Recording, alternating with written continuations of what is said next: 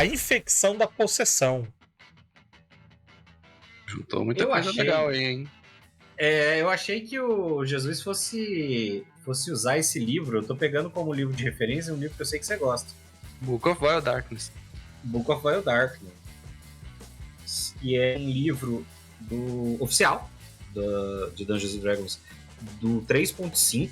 Foi lançado muitos anos atrás.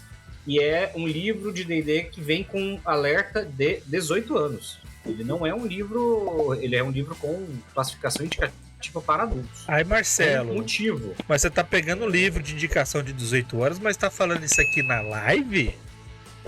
Que é para maiores de 18 anos. Exato. Também, mas você está vendo isso aqui também no YouTube. Também é para conteúdo de adulto. Então não vem reclamar, Se não. você menor de idade tá vendo aqui, tá errado, vou contar pro seu pai. Vou falar pra cá sua tia crente. Exatamente. Que é um livro, e com Não pode razão, assistir, gente, ele é um ninguém liga, livro não. que traz... E mostra pros amigos. Passa pra frente. Aliás, nós estamos chegando aí numa marca muito boa no YouTube. E aproveitando esse anúncio aí, chama a galera pra seguir a gente lá. E como eu falei, eu tô aproveitando isso aqui pra interromper o Marcelo. Como de praxe, né? Como de praxe. Quando o Bruninho não tá, sou eu interrompido padrão. Marcelo interrompido. Eu sou Marcelo interrompido. Não, então você falar, Marcelo, eu me emendo automaticamente na minha cabeça com ele é meu amigo. O Book of Wild Darkness, ele tem motivo para ser da maior de 18, porque ele é focado em assuntos, em coisas bem gore, né? Existia originalmente esse nome, era o nome de um artefato em jogo, que era um livro mauzão, assim como existia um equivalente dele, artefato celestial bonzão. Mas ele traz... ficou famoso. Ficou, cara, só que eles não fizeram uma versão porque não tem graça. Então. Mas é Exalted Deeds. Book of Exalted Deeds. Sim. Pra mim o Book of Exalted Deeds era pra personagens épicos. Não, ele é pra gente boa. Tudo bem. É o oposto do Wild Darkness. E esse é um livro que traz, assim, tudo, regras basicamente pra você fazer uma aventura adulta, gore, pesadinha. Tortura, doença, veneno, escolas de magia, parafilias, escolas de magia que envolvam corrupção, sangue, enfim. Ele é mais pesado. E ali tem algumas doenças, especificamente, que são mais... Ele dá um pouquinho mais de espaço, não é muito mais, mas ele dá um pouquinho mais de espaço para doenças. E essa eu trouxe, que é dele, porque eu achei que ela é interessante por um aspecto que eu já abordei antes aqui no Regra de Ouro. Que é... O sistema ele fala que ela é uma doença que tem um dia de incubação e ela é uma doença que é um possível efeito de alguém que foi possuído por uma entidade maligna, etc., um espírito, alguma coisa do tipo, ou que foi alvo de controle mental por um conjurador maligno. Então ele lista, por exemplo, a pessoa que sofreu uma magia de dominar pessoa. Então, assim, uma magia que retira livre-arbítrio, né?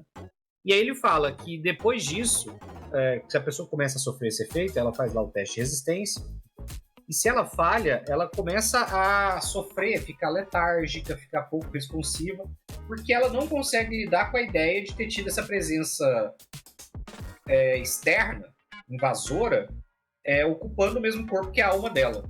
Então ela tem a dificuldade de lidar com isso, e isso vai causando um dano. O D&D 3.5 usava dano de atributo, causava a cada dia que passava, em que ela não se curasse, ela perdia sabedoria e carisma, né? Que são basicamente os dois atributos relacionados a esse tipo de coisa. Carisma como uma representação de personalidade, né? Sabedoria como força de vontade.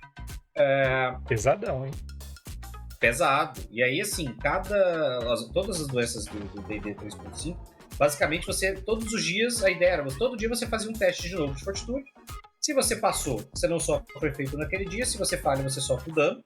Então, todo dia que você falhasse, você tomava, e era um dano alto. A chance do personagem morrer era grande, porque era tipo um D8 de sabedoria. Aliás, um D6 de sabedoria e um D8 de carisma. Ou seja, você podia tomar 8 de dano de carisma num dia. Se você tiver 8 como um guerreiro anão, você morre no primeiro dia. No D&D 3.5, se você chegasse a 0 em qualquer atributo, você morria. Então você faz o teste, e aí se você tiver 2 dias seguidos em que você passa no teste, você se cura da doença. E aí o tempo de recuperação de atributos era muito mais complicado. Você tinha que fazer ou passar por uma magia de restauração maior, ou era muito tempo de long rests e long rests até você ir recuperando. Você recuperava um ponto de atributo a cada não sei quanto tempo. Por que eu trouxe essa? Por 2 motivos. O primeiro é uma doença mental. E eu acho que a gente não aborda isso. Né? Raramente, quando você está jogando, você não entra no critério da saúde mental e você não aborda a possibilidade de doenças mentais. Você para pra pensar, a descrição que ele faz de que a pessoa vai ficando letárgica e pouco responsiva, ela bate com a descrição de doenças mentais e da descrição que as pessoas faziam na Idade Média. O que simbolicamente também faz sentido. A pessoa da Idade Média que tinha depressão, que era chamada de melancolia, por exemplo, muitas vezes isso era tratado como um sinal de que ela tinha sido possuída, de que ela tinha sido vítima de uma entidade, que ela estava sendo amaldiçoada, etc. Então, dentro do D&D, isso é um pouco de você transformar essa mitologia medieval sobre doenças mentais em uma doença efetivamente sobrenatural. Tipo, ela trabalha o dia inteiro, a noite inteira, o tempo inteiro e não vai pra lugar nenhum. Ela tem que obedecer calada e passa o tempo inteiro sofrendo. Ela não tem expectativa de vida e, por sorte, ela vai chegar aos 30. A prole dela morre, porque ela tem que ter 3 filhos por ano, porque 2 vão morrer. Aí ela deprime, é o Satanás que tá... Satanás possuiu o corpo dela, deixou e agora ela ainda tá com saudade. Então, vamos queimar, por quê? Porque Satanás tomou conta. Exatamente. Então eu trouxe ela para dar um exemplo, para que quando a gente pense sobre isso, a gente também considere essas possibilidades de venenos e doenças no RPG, as questões de doenças mentais. E não são poucas, que também podem ser incapacitantes, e esse é um alerta para a vida real também, tá? Podem ser incapacitantes e que podem ter um impacto persistente. Claro, voltando aqui àqueles gatilhos que a gente falou lá no começo, lá no disclaimer original. Lembre-se na sessão 0 de abordar, se você estiver cogitando fazer uso desse tipo de situação, de verificar se a sua mesa está ok com isso, se não é um gatilho para ninguém.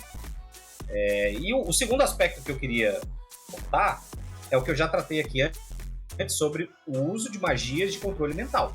Um aspecto técnico que existe nesse sentido, que tem uma questão ética sobre você fazer esse tipo de magia.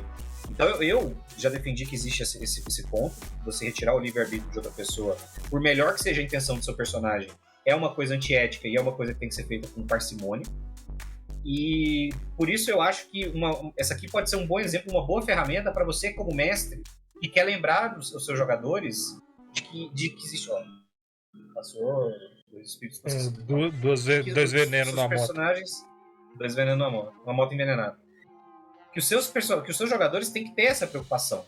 Então, eu acho muito razoável se você bota no seu sistema o seguinte: toda vez que uma pessoa é alvo de uma magia de controle mental, que causa um efeito de encantamento, lá, de charme e tal, que essa doença tem um risco de causar que essa magia tem um risco de causar essa doença. E aí pode ser assim, é um risco de 5%.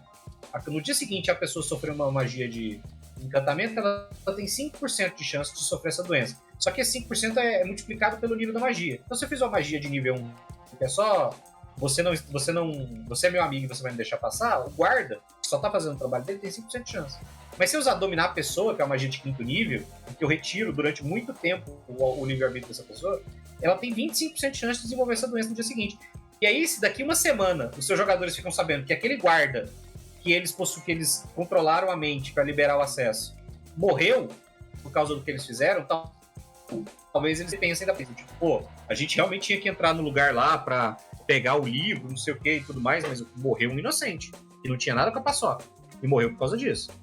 Eu acho que pode ser um fator relevante para você dar um pouco mais de responsabilidade, botar um pouco mais de responsabilidade na cabeça dos seus jogadores, quando eles falam, não, eu sou caótico, tá tudo bem.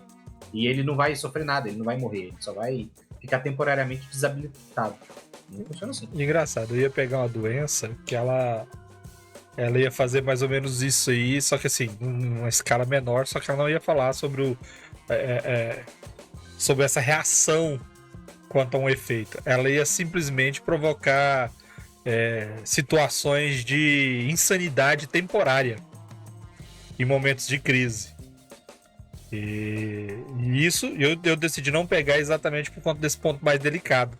Que quando você pega uma doença que faz isso, aí você chegaria a comparar o quê? Sífilis, por exemplo?